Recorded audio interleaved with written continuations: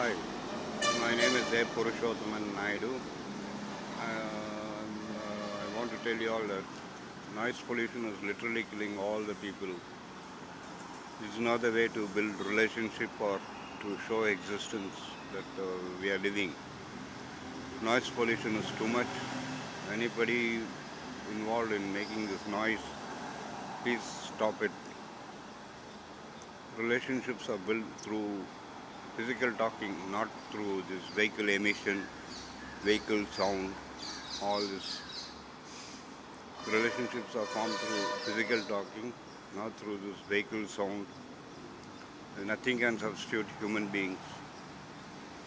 So kindly be more civilized and responsible, and not other way around, making noise, sound, uncontrolled auto sound, talking from 3,365 kilometers far away, especially door number 28 and Murugan Ambi. All this has to be stopped. If not, the earth will become a graveyard. And some people, they are interested in making the place as graveyard, and they are the one who are doing all this noise pollution and sound pollution. Please kindly stop it. Treat human beings as human beings, not as machines. The effects of sound pollution.